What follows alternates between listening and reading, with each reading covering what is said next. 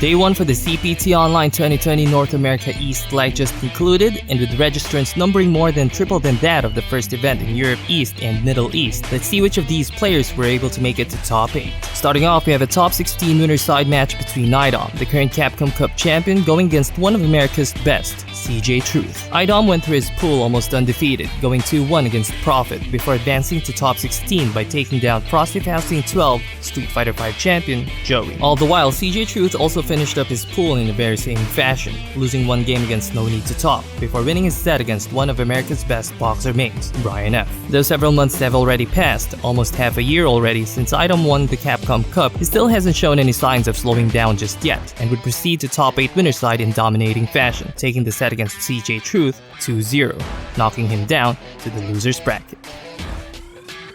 No command grab. That goes for the target combo. Unfortunate. That's been punished for Aeon.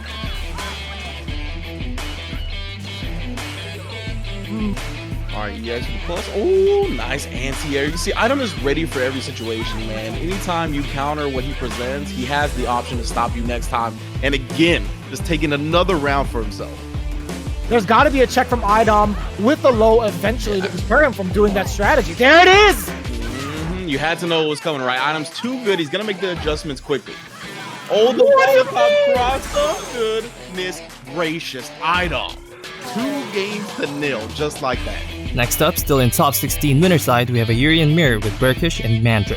Berger won his way through his pool against some very tough opponents, the likes of Squall and Zaffarino. But of course, Mandar didn't have it any easier himself, having to face Rob TV to get out of his pool and proceed to top 16. With both players maining Urian, you'd expect some high-octane, fast-paced, and very flashy rounds between these two, and they surely did not disappoint. Though it was quite a close set, Mandar would come out ahead to send his Aegis brethren to loser side, taking his place in top 8, winner side.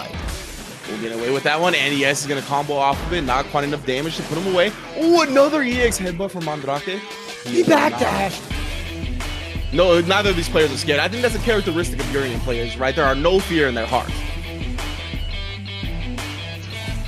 Now both players not wanting to make any silly mistakes, right? This isn't about being scared. This is about being careful. Nice, beautiful charge fireball. Catches the dash up from Berger, and Mandrake bringing that one back.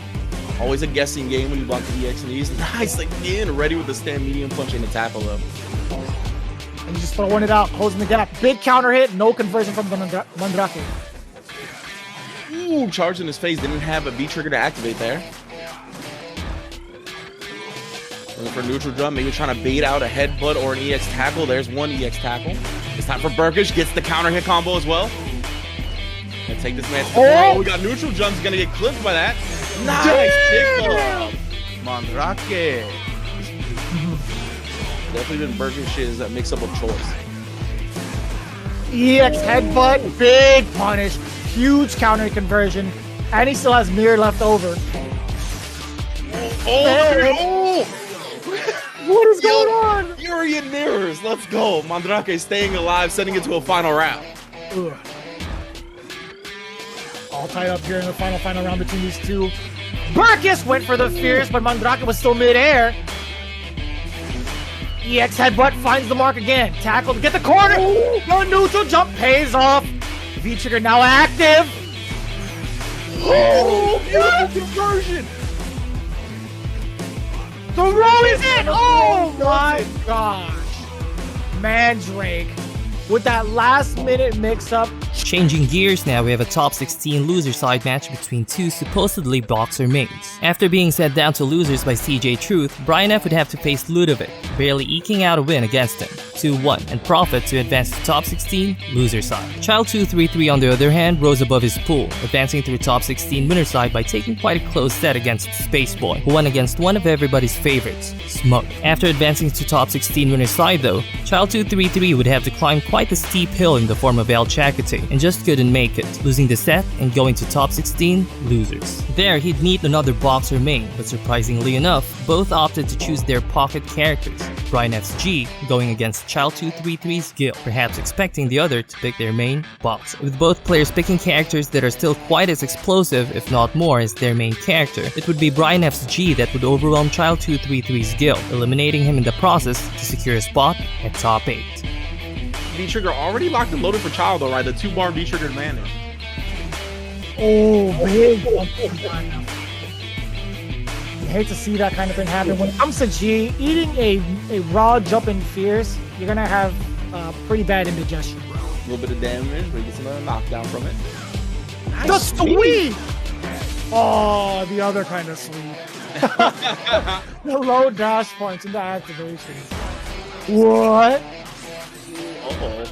He spent all his resources trying to get Brian F off of him. Brian is still there, a little bit of V-Trigger available. Oh my goodness. Oh, he jumped out.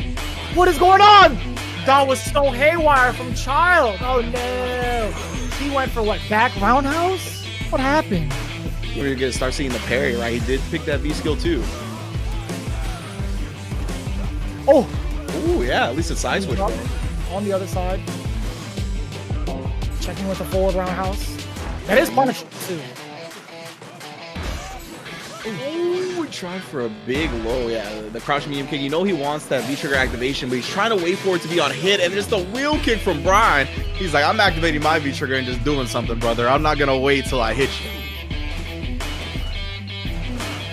Okay. Kind of a troublesome moment here for Brian. Wow. No, I lied! Overhead? Wow. That was sick. That was so disgusting. Brian F. How many tricks you got in that book bag that G's carrying, my friend? That's hard. Encyclopedia. He's got the whole thing. The whole catalog, actually. Mm-hmm. He's so good, he doesn't need to use the rifle on his back.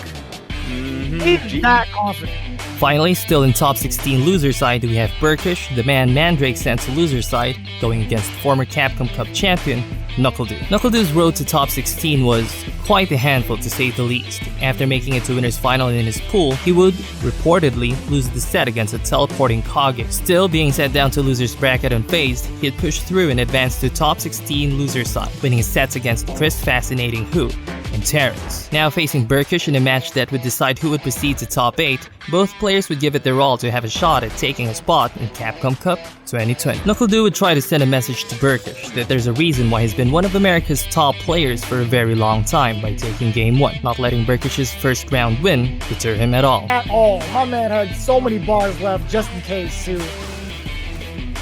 That's so funny how we used to see like tackle combos in the corner and third strike. Now we see fireball juggles in Street Fighter 5. My, how he's evolved. I like seeing him. Wow, he actually caught him landing. Bergish just gets completely rushed down in round 2, and it's going to be a quick final round in game 1. Yeah, able to dodge the EX headbutt, still clip him as well. Oh, the fierce with the fireball afterwards. -2 on the EX tag on. Or -4 now, I believe. My bad. And I like that neutral jump attempt from Berkish, right? But Knuckle reacted with an air-to-air rather than committing to the dive kick. And look at the confirm. One more for stun. He's got it. Got caught reaching, and Knuckle been teaching folks a long time, my friend. Critical art, one up to a former Capcom champion in his own right. Berkish would respond though, not caring the slightest what kind of accolades his opponent has collected through the years. He came to win, and in game 2, he did just that.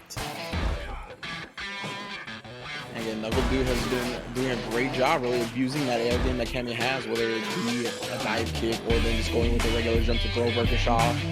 Berkish does have the corner situation, but a quick activation now could turn to the top.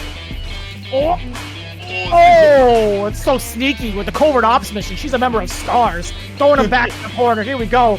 Oh, EX knees. Oh my goodness, the meaty and counter hits that medium punch. Whole lot of damage.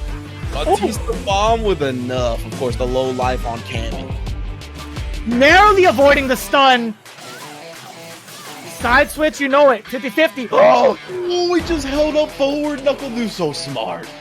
That was the sickest reset from Berkish. That was absolutely godlike, but Knuckle with the response.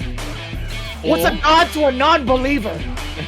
What he's looking like right now. Wow! He ended up hitting the dive kick that stayed medium punch. What in the world? Oh, the EX headbutt on the dive kick that last minute V-trigger. Berkish knew what he was looking for. Holy smokes.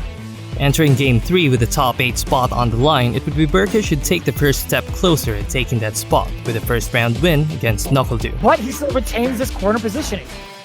Ooh, the regular wake up headbutt again. Oh, we're trying to get Kobe. Oh, tippy taps.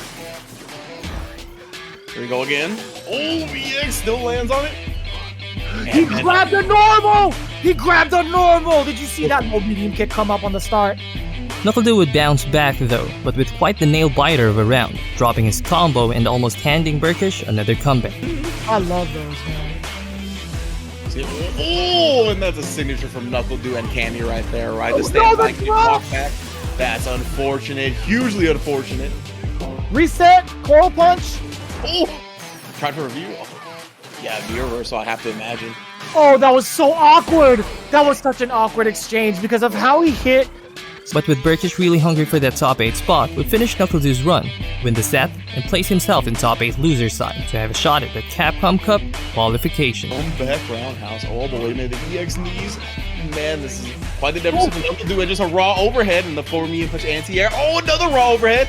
Wow, and the trade on the jump, it actually stuns, and Berger is going to be moving on the top 8 loser side. No way. It's as if Brian F. called it. Wow, the classic. So that's it for day 1 in the CPT Online 2020 North America East Leg. We're just hours away from witnessing who will be qualified alongside IDOM and Phenom for Capcom Cup 2020. So before we end this video, don't forget to hit that like button if you enjoyed watching my recap of the CPT Online 2020 events, share it with your friends, and of course subscribe to keep updated. Of course, if there's anything you didn't like in the video, don't hesitate to hit that thumbs down button and even leave down a comment down below to help me improve my future videos. That's it from me for now. Until next time.